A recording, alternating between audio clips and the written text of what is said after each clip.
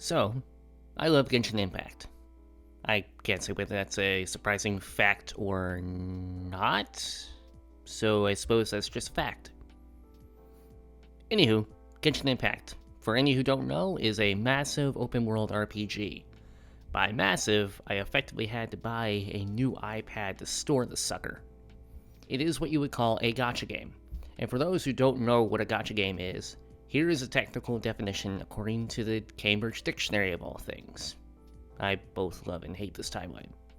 A gacha game is a type of computer game, especially one played on cell phone, in which users can pay to get a new character, ability, object, etc. at random or by chance. So basically, a video game with elements of gambling built in. Now, the levels of gambling can vary dramatically from game to game, and while it is usually associated with East Asian games, gacha is a Japanese term after all, its elements have infested Western gaming as well, with loot boxes becoming ubiquitous in recent years. Now, my opinion of gacha is a bit nuanced. I'm not really a fan of gambling, per se. To me, gambling is throwing away certain amounts of money for uncertain amounts of return. But broadly speaking, I'm pretty libertarian on the issue. As long as it does not become an addiction and the players understand that the house always wins, I am perfectly happy to let people spend their cash how they wish. Genshin isn't the only gacha I play. I am a huge fan of a smaller Korean game called Guardian Tales, which is a retro-looking 8-bit-esque side-scroller. I came from the side-scrolling and stayed for the story. Anyways, back to the topic. Despite my statements, I do spend money on some of the games I play. For Genshin Impact, I usually purchase the Battle Pass. For how much I play the dang thing, $10 every 6 weeks isn't too bad of a deal for the rewards I get.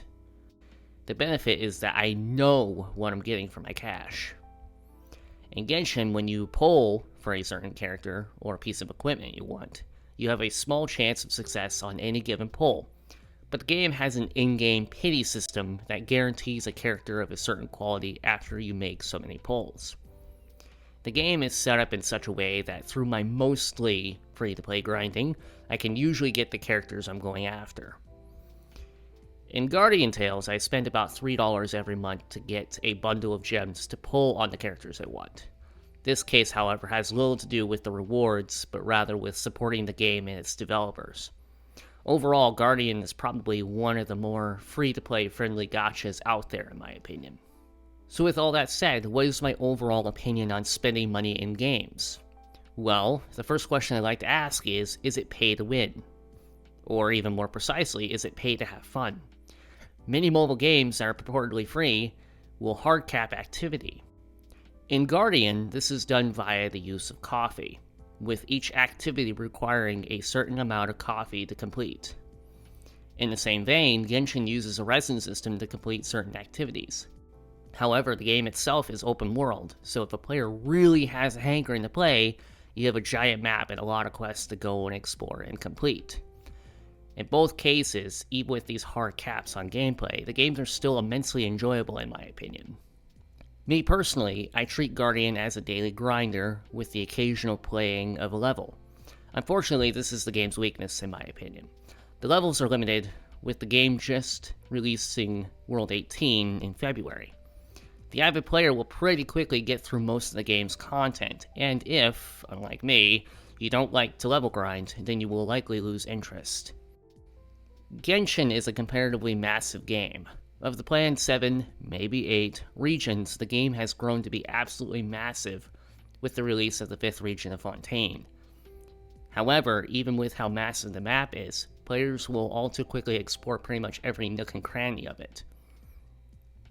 It's actually a bit stressful in a rather hilarious and sad way, the way I try to conserve world exploration and quests.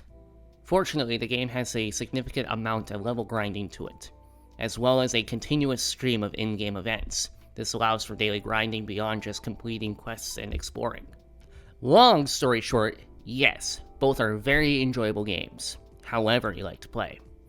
It is entirely possible to enjoy both while being free to play. Now, this brings me to the question of gacha games writ large. Are they a good thing? My answer, despite my ravings above, is no. I don't like the way basically all games are going nowadays. Every game has a battle pass. Every game has microtransactions. Every game is becoming a casino. Morally, this seems suspect in that all these games are playing on the addictive nature of humanity. And in the process, games are delivering incomplete products that can only be got with additional funds. At least what gachas like Genshin, Guardian, and many others in the mobile space offer is a free product with purchases being optional. But many Western games are sold to you at an exorbitant price tag, with microtransactions thrown in on top. Okay, off the soapbox. Ultimately, we are the consumers. If everyone just decides that they don't want this crap in their games, then those games wouldn't be made. But companies make enough money off these products to warrant their creation.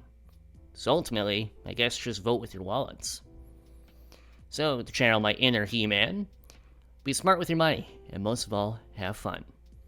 And yes, I just did a review of 2 of my favorite games, and stated my position on gambling and gacha games writ large.